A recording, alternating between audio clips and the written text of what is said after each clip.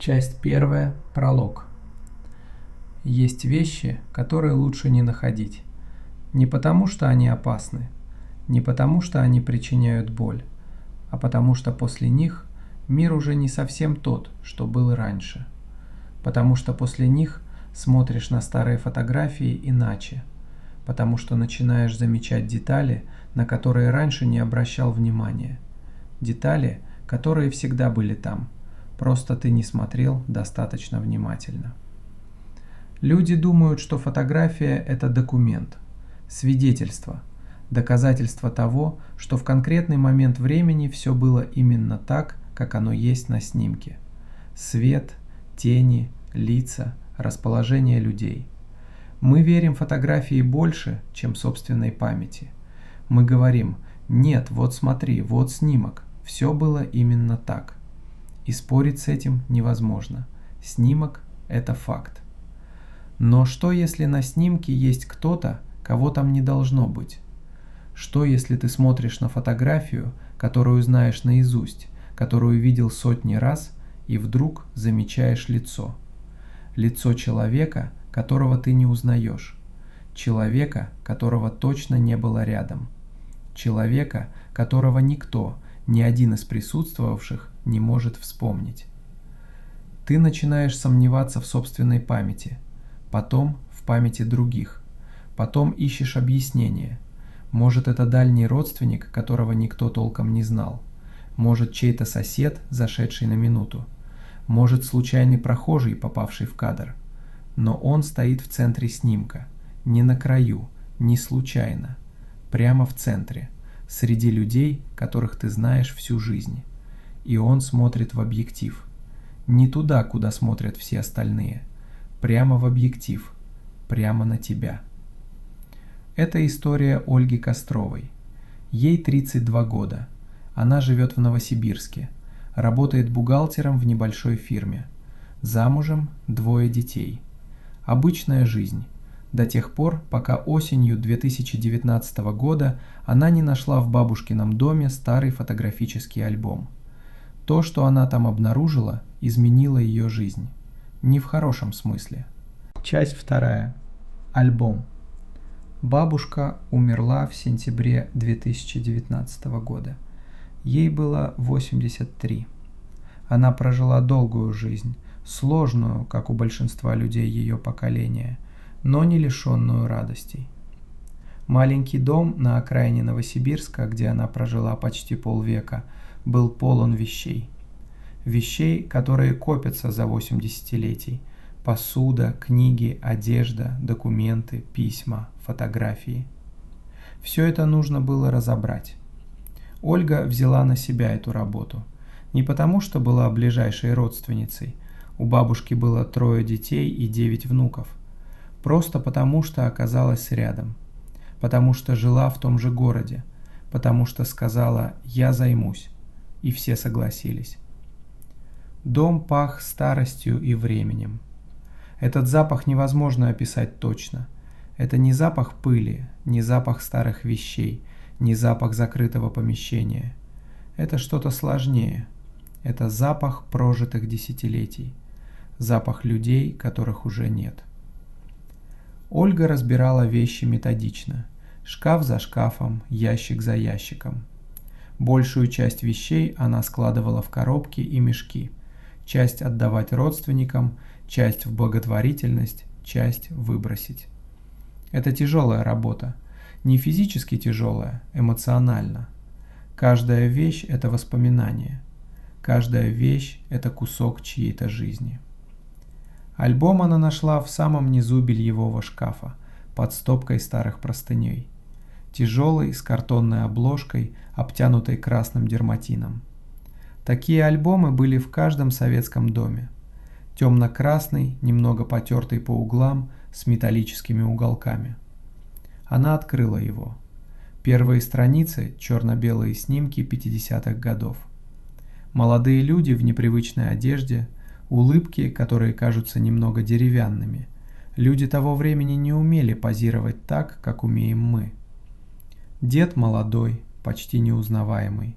Бабушка совсем девочка. Свадьба, первая квартира. Потом снимки стали цветными. 70-е, 80-е, дети, внуки, праздники, дача. Ольга листала медленно, останавливалась на знакомых лицах. Вот ее мама, совсем молодая, с длинными темными волосами, которые Ольга помнит только седыми. Вот дядя Витя, которого давно нет. Вот она сама, маленькая, лет 5, на руках у деда. Потом она перевернула очередную страницу и остановилась. Снимок был большой, примерно 20 на 30 сантиметров, занимал почти всю страницу. Групповая фотография. Летний день, яркое солнце, дача. Люди стоят и сидят в несколько рядов перед деревянным домом. Цветы в палисаднике. Длинный стол с едой виден сбоку. Ольга узнала этот снимок сразу. Она видела его раньше, много раз.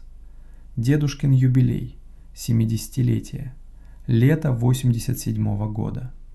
Большой семейный праздник, на котором собрались все родственники.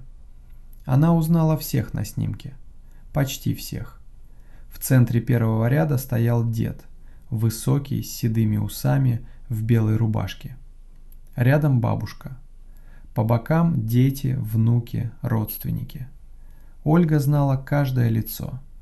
Вот дядя Коля, вот тетя Люда, вот мама. Вот она сама, тогда ей было около 8.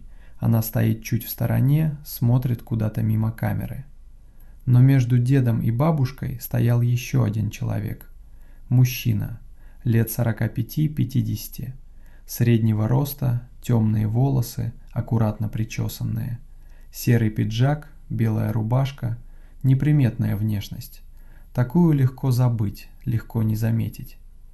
Он стоял прямо в центре, между дедом и бабушкой, чуть ближе к камере, чем остальные в первом ряду, и он смотрел прямо в объектив. Все остальные на снимке смотрели на деда или друг на друга, или мимо камеры, как это бывает на семейных фотографиях. Но этот человек смотрел прямо в объектив. Ольга долго сидела с альбомом в руках. Она пыталась вспомнить, перебирала в памяти всех родственников, всех знакомых семьи, друзей деда, соседей по даче, коллег. Она не могла вспомнить этого человека. Она закрыла альбом, открыла снова. Мужчина никуда не делся. Она достала телефон и позвонила маме. Часть 3. Реконструкция. 14 июня 1987 года. Прежде чем рассказывать дальше, важно понять, что это был за день. 14 июня 1987 года. Суббота. Дача семьи Костроговых в 30 километрах от Новосибирска, в небольшом поселке. Обычный советский дачный участок. 6 соток, деревянный дом в 2 комнаты, баня, огород. Деду исполнялось 70 лет. По тем временам большой юбилей, серьезная дата. Семья готовилась заранее. Бабушка звонила родственникам за несколько недель.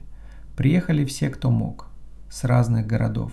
Новосибирск, Барнаул, Омск. Всего по разным оценкам от 25 до 30 человек. Праздник начался в полдень. Стол накрыли прямо на улице. Длинный, составленный из нескольких столов, покрытый скатертями. Еда готовилась несколько дней. Холодец, пироги, салаты, горячее. Бабушка готовила сама, дочери помогали. Снимок сделали после обеда, примерно в 3 часа дня, когда солнце было высоко и все еще были здесь. Фотографировал Иван Петрович Семин, сосед по даче, любитель-фотограф, у которого был хороший советский фотоаппарат «Зенит». Он предложил сделать общий снимок, все согласились. Собрать 30 человек для группового фото – задача непростая. Детей было много, они бегали, не хотели стоять. Взрослые переговаривались, смеялись, кто-то еще держал стакан. Пока всех собрали, пока расставили, прошло минут 10, не меньше. Иван Петрович сделал 3 снимка. Стандартная практика. Один для гарантии плохой, один нормальный, один хороший. Потом он проявил пленку, напечатал снимки и принес их через 2 недели. Бабушка взяла все 3 экземпляра. Вот что важно. Иван Петрович стоял за камерой. Он не был на снимке.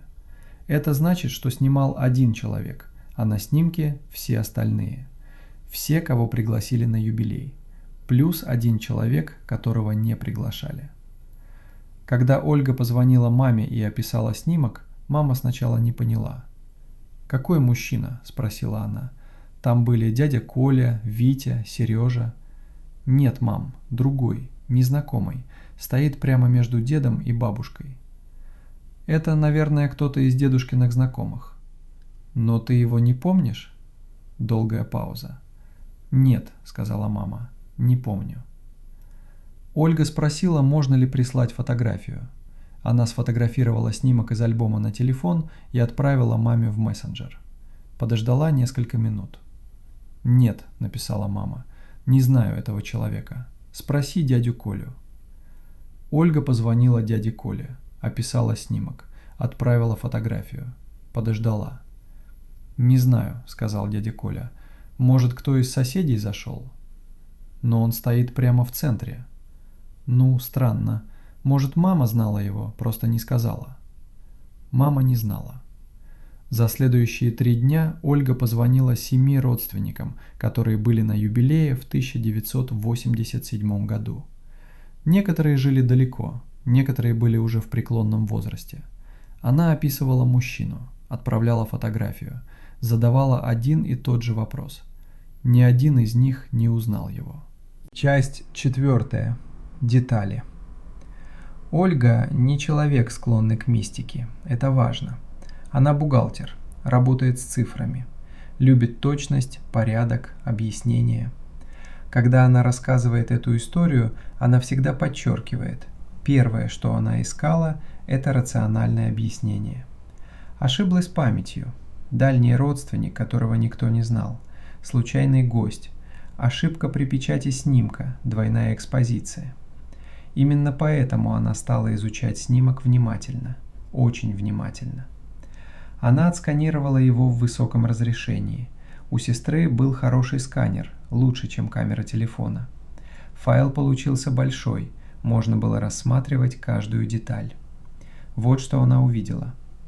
Мужчина был среднего роста, примерно на уровне деда, который был высоким человеком. Сложение обычное. Темные волосы, гладко причесанные. Лет 45-50, хотя точнее сказать сложно. Лицо у него было из тех, что плохо поддаются возрасту. Могло быть и 40, и 60. Серый пиджак – это важная деталь. День был жаркий, по воспоминаниям всех присутствовавших, лето 1987 года было очень теплым. В июне стояла настоящая жара. На снимке это видно.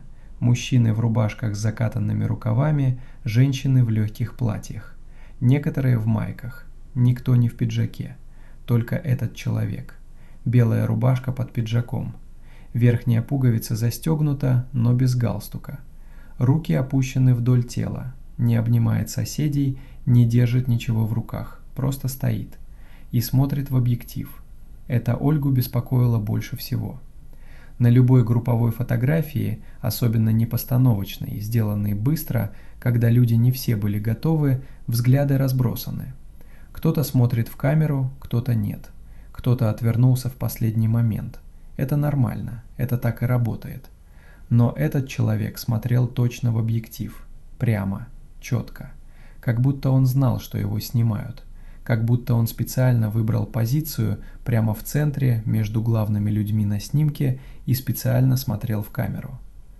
Ольга изучила снимок с точки зрения фотографии. Она не эксперт, но немного разбирается. Никаких признаков монтажа она не нашла. Но тут надо понимать, это 1987 год. Пленочная фотография. Советский «Зенит». Монтаж в то время означал бы физическую работу с негативом или отпечатком. Сложно, заметно и зачем. Тени от мужчины ложились так же, как тени от всех остальных. Освещение одинаковое, резкость одинаковая. Он стоит примерно на том же расстоянии от камеры, что и дед с бабушкой. Никаких аномалий с точки зрения техники съемки.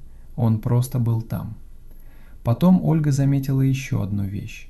На снимке было несколько других фотографий того же дня, более ранние, неофициальные, сделанные кем-то из гостей на обычный кодек. Ольга достала их из того же альбома и разложила рядом.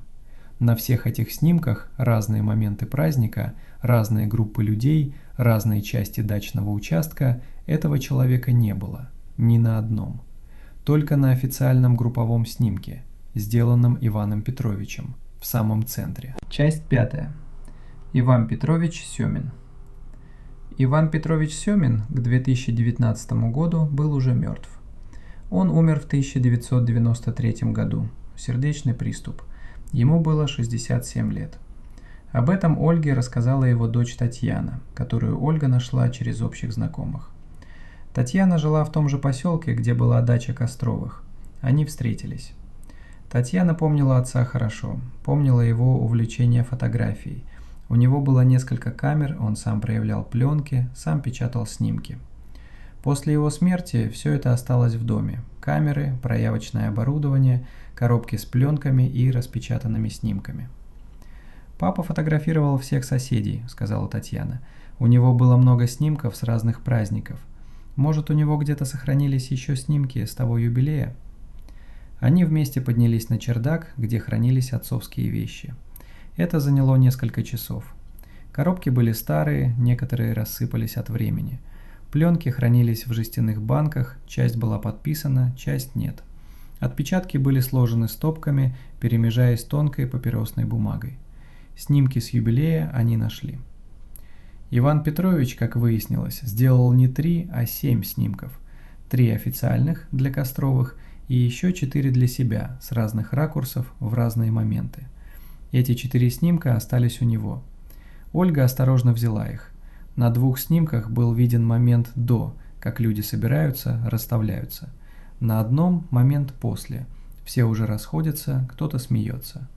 И на одном снимок с другого угла, сделанный чуть раньше, чем официальный. Почти та же сцена, те же люди в примерно тех же позициях. Незнакомого мужчины на нем не было. Ольга сравнила оба снимка. Все то же самое. Те же люди, та же позиция, та же часть дня.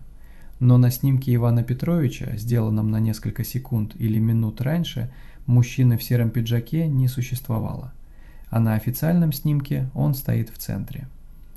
Между первым и вторым снимком прошло очень мало времени, не больше 5 минут максимум. Никто из присутствовавших не помнит, чтобы кто-то подошел и встал рядом. Никто не видел, как он появился, и никто не видел, как он ушел. Татьяна, когда увидела официальный снимок с незнакомцем, долго молчала. «Папа никогда не говорил мне про этого человека», — сказала она наконец. «А он мог что-то замечать, делать заметки?» У него была записная книжка. Он фиксировал все съемки, дату, место, кто заказал. Они нашли записную книжку, маленькую в черном переплете. Иван Петрович записывал в нее заказы и результаты съемок. 14 июня 1987 года. Юбилей И.М. Кострова, 7 снимков. Итог 3 отданы заказчику. И ниже, другими чернилами, как будто дописано позже, на снимке номер 2 лишний, не знаю кто, спросить у Костровых. Часть 6. Другие снимки. Ольга не знала, спрашивал ли когда-нибудь Иван Петрович у Костровых про лишнего на снимке. Дед умер в 1988 году, через год после юбилея. Сердце. Ему был 71. Бабушка пережила его на 30 с лишним лет. Ольга была тогда совсем маленькой и не помнила, чтобы кто-то когда-нибудь говорил о странном снимке. Может, бабушка замечала и не придавала значения? Может, просто решила, что кто-то из знакомых деда, кого она не знала. Может, не хотела думать об этом. А может, бабушка тоже это видела и тоже не могла объяснить. Ольга снова разложила перед собой все снимки того дня. Официальный, с незнакомцем. 4 снимка Ивана Петровича без него. Несколько неофициальных снимков других гостей без него. 7 снимков с одного праздника. И только на одном этот человек. Она подумала, Что если у других гостей сохранились свои фотографии? Многие на таких праздниках снимали сами. Kodak, Polaroid, советские камеры, у кого что было. Может, кто-то захватил момент, когда этот человек был в кадре? Или наоборот, может, на чьих-то снимках он тоже есть? Она стала обзванивать родственников снова. На этот раз с конкретной просьбой – найти снимки с дедушкиного юбилея, если они остались. Это оказалось сложнее, чем казалось. Прошло 32 года. Многие вещи потерялись, выбросились, были уничтожены при переездах. Но кое-что нашлось. Тетя Люда прислала 3 снимка, сделанные по ее словам в начале праздника, еще до официальной фотографии. Маленькие, любительские, немного смазанные. Дача, столы, люди. Деда на них почти не видно, он где-то в глубине. Незнакомца на них не было. Двоюродный брат Андрей нашел у матери целую пачку снимков. Среди них 5 с дачи, датированные летом 1987 года. Часть до юбилея, часть после. На нескольких явно день юбилея. Видны те же столы, те же люди. Незнакомца на них не было. А потом позвонила тетя Нина. Тетя Нина – старшая дочь деда, ей было уже за 80. Она жила одна в Барнауле, плохо слышала, редко выходила из дома. Ольга дозвонилась до нее с 3-й попытки. «Снимки?» – переспросила тетя Нина. «Да, у меня есть. Много. Подожди». Тетя Нина попросила дочь помочь ей поискать. Они перезвонили через 2 дня. «Я нашла снимки с папиного юбилея», – сказала тетя Нина. «И еще нашла кое-что. Приезжай». Ольга приехала в Барнаул через неделю. Часть 7. 1963 год. Тетя Нина жила в двухкомнатной квартире, заполненной до потолка книгами, фотографиями и разными вещами, накопленными за 80 с лишним лет. Она приняла Ольгу в маленькой гостиной. Перед ней на столике лежала стопка фотографий, некоторые в конвертах, некоторые просто так. «Я нашла снимки с юбилея», — сказала тетя Нина. «На них нет этого человека. Я помню тот день. Я не видела никакого незнакомца». «Но на официальном снимке он есть», — сказала Ольга. «Да, ты прислала мне фотографию. Я видела». Тетя Нина помолчала. «Но это не то, зачем я тебя позвала». Она взяла с подлокотника кресла большой конверт, такой, в каком хранят фотографии, и протянула Ольге.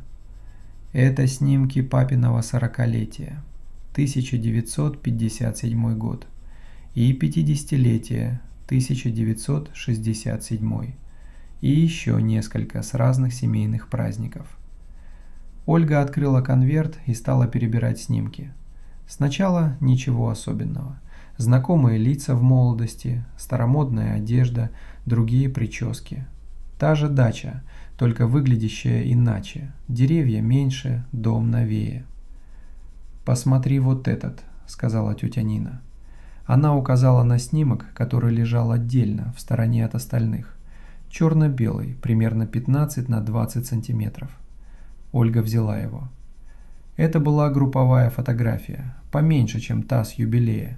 Человек 15, не больше. Та же дача, но явно другое время. Деревья совсем маленькие, совсем молодые, значит, фотография сделана в первые годы после постройки дачи. На обороте карандашом. 1963. Ваня, 36 лет. День рождения деда, 36-й. 24 года до юбилея. Ольга посмотрела на снимок и перестала дышать. В центре снимка молодой дед, а рядом молодая бабушка. Родственники, которых Ольга не знала, молодые, незнакомые. Дети, которые потом стали взрослыми. И рядом с дедом стоял мужчина. Темные волосы, серый пиджак, белая рубашка. Тот же самый человек. Ольга смотрела с одного снимка на другой. С 1987 года на 1963. 24 года разницы. Один и тот же человек. Те же волосы, та же одежда, тот же взгляд прямо в объектив. Он не постарел. Ни на год, ни на день. Ольга почувствовала, что у нее кружится голова. Она положила снимки на стол и откинулась на спинку стула. «Ты тоже видишь?» – тихо сказала тетя Нина. «Вижу. Я нашла этот снимок 2 дня назад, после того, как ты позвонила. Ты помнишь его? С дня рождения 1963 года?» Тетя Нина долго молчала. «Мне было 27 лет тогда», — наконец сказала она. «Я помню тот день. Я не помню этого человека». Часть 8. Поиск. Ольга не остановилась. Она привезла оба снимка домой, отсканировала оба в высоком разрешении, долго сидела за компьютером, сравнивая изображения. Это был один и тот же человек, в этом не было сомнений. Не похожий, один и тот же. Те же черты лица, та же посадка головы, та же манера стоять, прямо, слегка ссутулившись, руки вдоль тела. И тот же взгляд, прямо в объектив, на обоих снимках. 24 года. Ольга попробовала найти объяснение. Первое. Это один и тот же человек, просто хорошо сохранившийся. Некоторые люди выглядят моложе своих лет. Если в 1963 году ему было 45, то в 1987 – 69. Теоретически возможно? Может быть, но не так, не настолько. Второе. Это отец и сын, очень похожие. Фамильное сходство бывает очень сильным. Но разница в 24 года предполагает, что сыну в 1963 было бы лет 20, а в 1987 – 44. По снимкам оба выглядят одинаково, лет 45-50 в оба периода. Третье. Случайное сходство двух разных людей. Бывает. Но пиджак одинаковый. И взгляд. Ольга написала в несколько исторических групп и форумов, посвященных семейным архивам. Описала ситуацию, прикрепила оба снимка, попросила помощи. Ответов было много. Большинство – рациональные объяснения, которые она уже перебрала сама. Некоторые – любопытные, но не дающие ничего нового. Несколько человек написали о подобных случаях в своих семейных архивах, незнакомые лица на групповых снимках, которых никто не помнит. Каждый такой случай имел в итоге объяснение. Дальний родственник, знакомый, кто-то, кого просто забыли. Один человек написал иначе. Он представился как Константин, историк, занимающийся устной историей и семейными архивами. Он написал, что видел несколько подобных случаев, ни один, ни два, и ни разу объяснения не было найдено. Он попросил разрешения изучить оба снимка подробнее. Ольга согласилась. Константин прислал развернутый ответ через несколько недель. Технический анализ снимков, оба аутентичны, никаких признаков манипуляции с изображением. Возраст пленки и печати соответствуют заявленным датам. Человек на обоих снимках один и тот же, с вероятностью 93% по биометрическим параметрам лица. «Я не могу объяснить это», – написал Константин. «Я занимаюсь этой темой 8 лет. У меня есть 15 похожих случаев из разных семей и разных регионов. Один и тот же человек, или очень похожий, появляется на семейных снимках с разрывом в десятки лет. Его никто не узнает.